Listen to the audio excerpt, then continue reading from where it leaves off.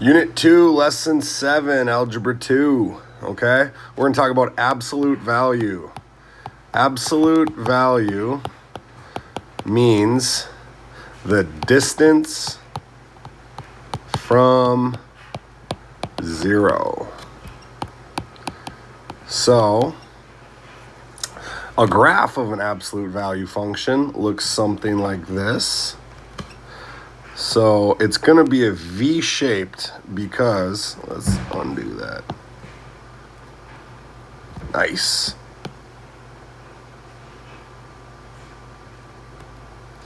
So as x is 1, y is 1.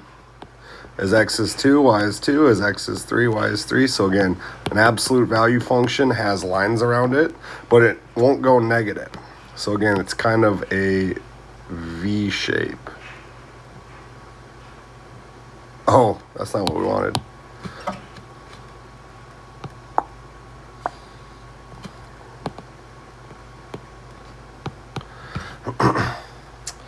But we can also transform this function. So again, if we look at, this is our parent function. This is what the graph of the parent function looks like. We can kind of use the very similar form as we were using with our vertex for parabolas. And we can graph transformations of our function. So again, we've got HK, which will give us our center. So if I were to translate this to the left, I would have to say, all right, y equals parentheses x minus -4. We'll just keep k the same. So plus 0, again, x minus -4 is really like x plus 4. So I would take my same graph, but instead of starting at 0, 0, I'm going to start at -1, -2, -3. I'm going to start at -4. So I could get a graph that looks like that. Let's say I just wanted to translate it up. So I'm going to say, hey, maybe I still have y equals the absolute value of x, but I want to move it up too. Well, that's fine. Again, my vertex is going to be x is 0, y is 2. If I wanted to move it down, I would have to subtract it. So our rules are kind of the same, which is nice. It's the same as graphing parabolas. We just have to be conscious of, are we moving to the left? Are we moving to the right? And again, the kind of goofy part is that if you are inside of your absolute values and it's a adding, if it's a plus, you're going to move it to the left. And if you're subtracting, you're going to move it to the right.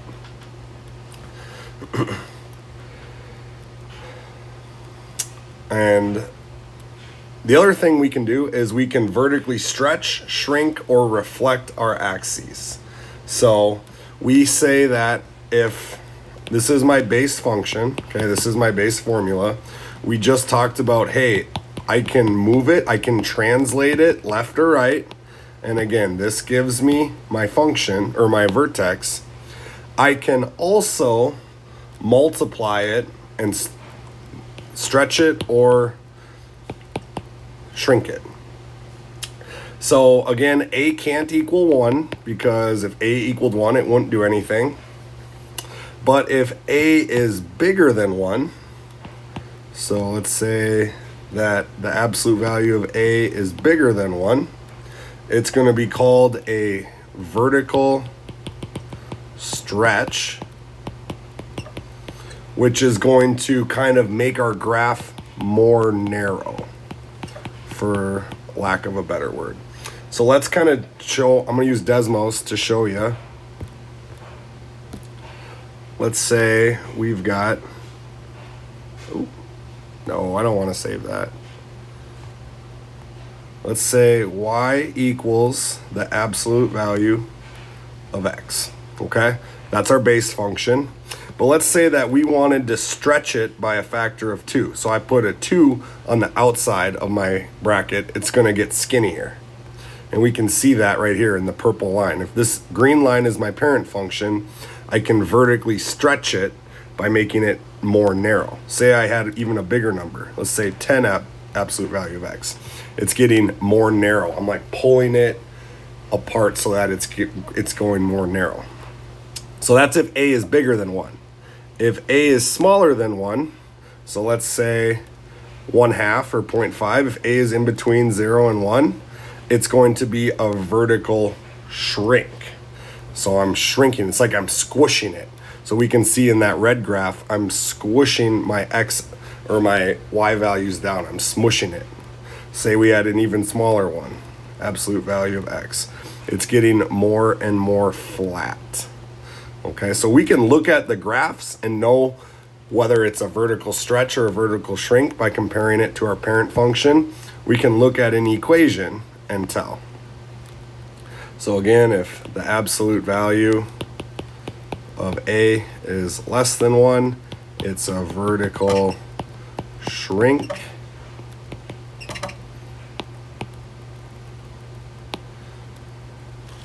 And it gets more wide.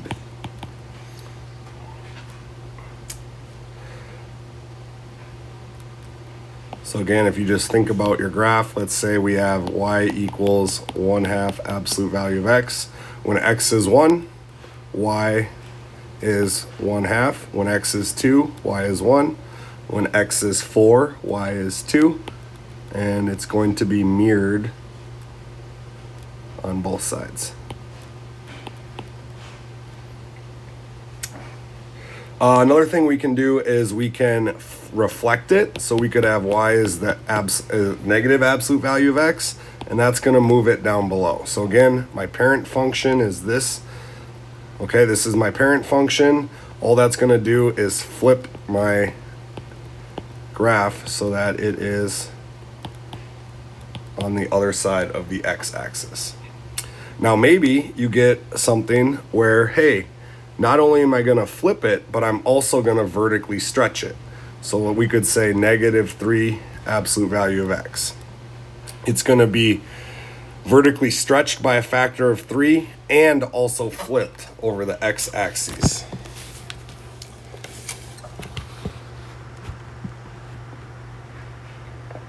So if I were to take the formula or take the function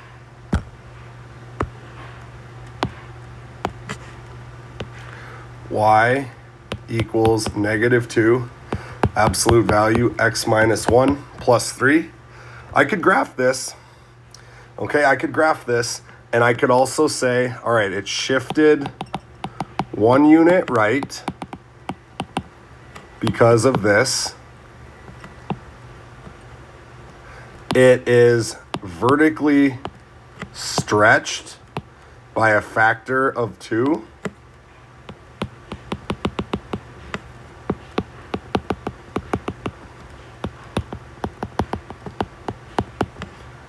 And it's also reflected over the x-axis because it's negative.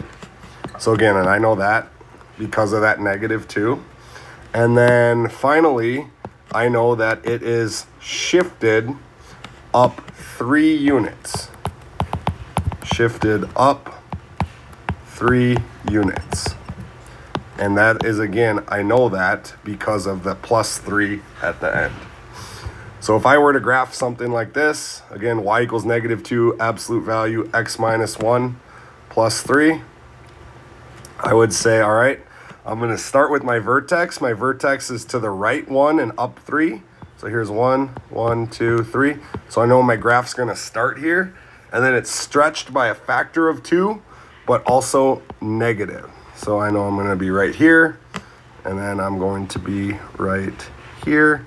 So I could draw my graph like this.